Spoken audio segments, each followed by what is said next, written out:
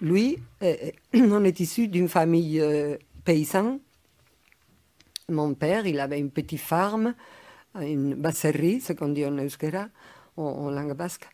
Et mes trois frères, ils savaient travailler dans l'industrie qui était très fort dans la vallée du fleuve Débat. Euh, Tout le monde, tous les gens qui sont nés à la fin des années 50, au début des années 60, ont travaillé dans l'industrie, dans les domaines des machines tools, etc. Et mon frère Sébastien, qui était très curieux, aventurier, et il avait les rêves d'avoir un restaurant. Et au début, il a ouvert une petite boucherie et après, quelques 6, 7, 8 années après, et avec son frère aîné, ils ont demandé un crédit bancaire, bien sûr, et ils ont acheté les restaurants chics qu'il y avait à la ville d'Eibar, les Chalcha. Et il faisait des choses qui n'étaient pas à la mode dans ces moments-là. Il organisait des festivals de gastronomie. Par exemple, il a organisé une qui s'appelait De Bayona à Bayonne, en connectant la ville Bayona de Galicia et la vôtre de Bayonne. Et il a invité les cuisiniers les plus relevants de la côte du Cantabrique pour montrer leurs créations, etc. Il était complètement 100% dévoué au travail qu'il faisait. Il avait 12 employés dans le restaurant et ça allait très bien. Quand ils ont acheté le restaurant, il s'agissait d'une famille qui avait déjà travaillé pendant des décennies. Et eux ils ne voulaient pas continuer. Et le restaurant était dans un état, disons, dépressif, pour dire d'une certaine façon. Et il a réussi à les mettre, disons, dans une... il a donné un autre souffle, une autre vie. Donc, il était dédié à ça. Mais cette fanatique de notre peuple basque qui essayait de prendre ce que ce soit les leitmotifs pour tuer des personnes, parce ils ont eu des succès, en fait. C'est-à-dire, s'il y avait un mouvement antinucléaire, ils allaient les convoiter, quoi. Ils allaient les coopter et ils allaient l'utiliser pour commettre quelques assassinats. Au ce temps-là, dans les années 80, j'imagine que par ici, ça serait pareil. Je ne suis pas sûre, mais dans toute l'Espagne, c'était pareil. Où il y a plus d'argent, où il y a plus de consommation de drogue. Il se consommait beaucoup de drogue, les gens. Donc, cette fanatique, et surtout les réseaux sociaux, quelques associations qui étaient autour de Ribatasuna, qui était le bras politique de l'État, et ont fait une campagne contre mon frère et un autre monsieur de la même ville, del Goibar, qui avait une petite bureau d'assurance et avec une de ses familles, un cousin à lui, ils avaient une petite disco et ils ont commencé à dire qu'il était trafiquant. Mon frère et cet autre monsieur, Pachi, bon, ils s'étaient étonnés, bien évidemment. Ils n'avaient rien à voir avec ces sortes d'agissements du tout. Ils ont essayé à se défendre.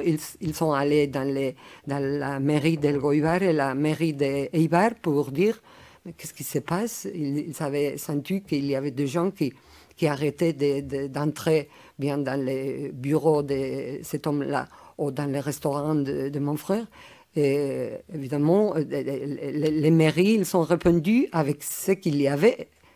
Ils n'avaient aucune chose d'aucun type qui pourrait être utilisé en vérité contre eux en relation avec la drogue, soit que ce soit. Pourtant, moi,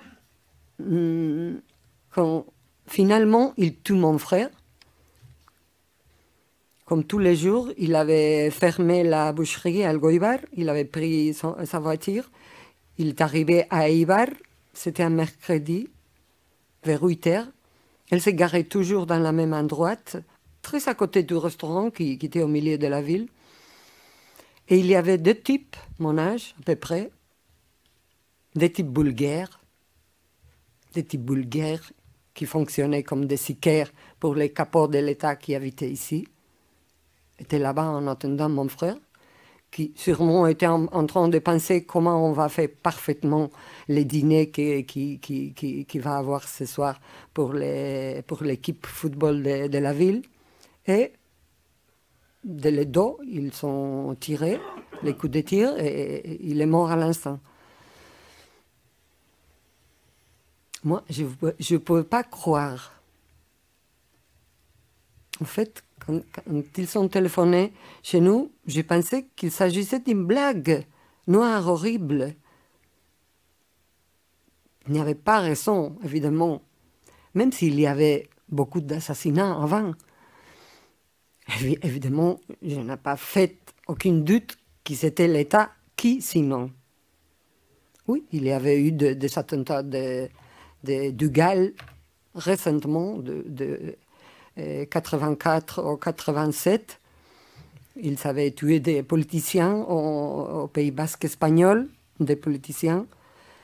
Et en plus de ça, ils avaient commis des assassinats ici, chez les Pays Basques français, mais chez nous, c'était l'État, ce qui tuait, par exemple, pendant l'ETA, pardon, pas l'État, l'ETA.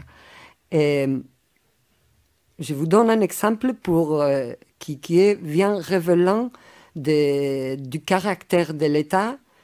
Dès que la constitution espagnole démocratique est passée en 1978, de cette année-là jusqu'à la fin de l'année 1980, ils sont tués dans ces 3 ans-là.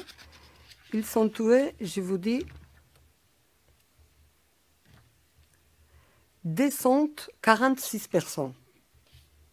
C'est-à-dire du moment où la transition politique est sacralisée avec une constitution tout à fait nouvelle et tout à fait extraordinaire en Europe, on veut dire, parce qu'il s'agit d'une constitution qui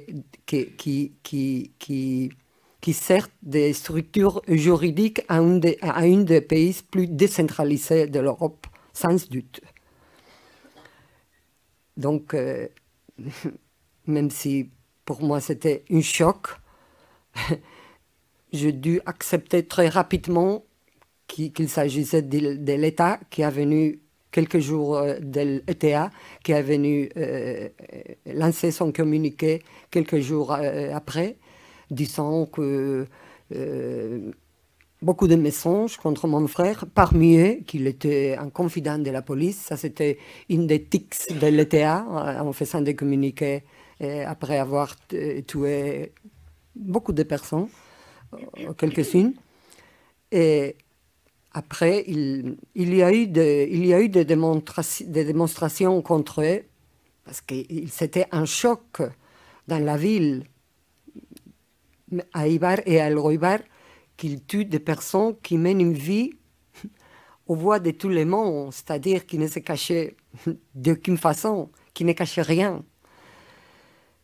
Mais après, je me suis trouvée face à face, moi, mon famille et toutes les personnes basques qui avaient suivi le même coup, on s'est trouvé face à face avec la réalité assez persistante et assez étendue à ce moment-là, à la fin des années 80, de gens, des Basques, des voisins, des clients, peut-être encore de mon frère, qui croyaient plus aux mensonges de l'État qu'aux rumeurs qu'il-même avait étendues. Donc, parce que moi, même si j'étais une gens, et j'étais une gens, on peut dire oui, abertzale, mais je n'avais pas aucune idée positive de la ETA, ce que ce soit. Et j'ai pensé aussi, on ne parlait pas de politique. Je ne sais pas dire pourquoi, mes amis et moi, j'avais passé ma vie en essayant de me former, d'étudier, je travaillais, mais tout d'un coup, je découvre que, mais oui, mais ces gens-là, ils sont des nationalistes, pas seulement nationalistes, soi-disant culturels, mais nationalistes fanatiques qui entendent, qui sentent qu'il faut tuer, s'il le fallait, pour un certain Pays basque, soi-disant radiant du futur. Un Pays basque, un Euskal Herria indépendante, unifié avec la Navarre, qui parle, où tout le monde parle le basque, l'euskara, etc., etc. Donc, à partir de cette évidence qu'il y avait beaucoup de monde qui partageait, qui était unifié pour la couleur rouge de la sang, pour moi, c'est un moment de... Comment dire, je ne pouvais pas plus vivre comme avant, évidemment. Je ne pouvais pas plus. Je raconterai beaucoup de choses, mais je vais souligner justement cet aspect de la société basque, spécialement, surtout dans les petites villes. Et quand je parle de petites villes, je me réfère aux villes de peut-être 20 000 habitants, 15 000, etc., où la conjonction de l'affection pour l'État, qu'il existait parmi des Basques qui ne pourraient pas, soi-disant, rompre avec cette liaison romantique, mythologique avec l'État, plus les peurs que les gens avaient pour se signifier, même pour parler avec une personne qui soit familier d'une personne tuée par l'État. La peur était telle que s'il y avait des mouvements, par exemple, quand l'ingénieur Julio Iglesias Zamora a été enlevé, et d'autres personnes qui ont été enlevées et qui ont été subjuguées avec tous leurs droits écrasés dans ces longs enlèvements, des fois des 100 jours. Même, vous savez qu'on a eu un enlèvement d'un monsieur qui a duré plus de 500 jours.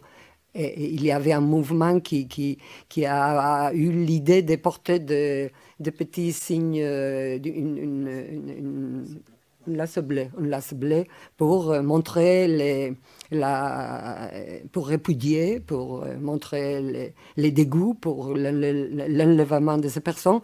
Bon, on voyait des personnes qui n'avaient pas le courage de mettre le lace bleu dans les villages, mais s'il y avait une manifestation à Saint-Sébastien, là-bas, il allait le mettre parce qu'on avait de la peur. Donc, on a vécu dans une atmosphère comme ça, et vraiment dure, vraiment difficile à surmonter, même si l'être humain est fait pour surmonter des milieux des expériences négatives et terribles, mais ce n'était pas facile parce que c'était pas, vous n'avez pas de l'aide. La société, peut-être, il allait montrer un peu de solidarité au début, mais ça ce n'est pas une chose qui revient semaine après semaine. Donc, cette expérience assez terrible, voilà. On est ici. Ils n'ont pas réussi à nous arracher la parole comme citoyens, qu'on a les droits et le désir de nous exprimer. Et on témoigne même dans nos jours, dans ce siècle, dans les dernières années, même maintenant, des événements politiques qu'on n'aime pas du tout parce que tous les héritiers politiques de l'État et de Ribatasuna, le parti qui est l'héritier qui s'appelle EH Bildu, il est un parti qui reçoit des votes, de beaucoup de Basques. Bien évidemment, ils ne veulent pas, ni ils vont pas faire une critique réelle, noire sur blanche, sur leur passé, des connivences et d'appui et de propagande des assassinats comme moyen pour acquérir des buts politiques. Et aujourd'hui, ils se trouvent dans une situation très convenable pour eux parce que le gouvernement central, le président Pedro Sánchez même, les a convoités pour pouvoir gouverner. Donc, pour moi, personnellement, il s'agit d'une situation assez, comment dire, dure de vivre parce qu'il y a un grand, très puissant courant chez nous, ça c'est vrai, et parmi les citoyens, et évidemment parmi les politiciens qui appartiennent à ce qu'on appelle Izquierda Abertzale, d'oublier et de dire il faut commencer par zéro et regarder en avance, comme si rien aurait passé.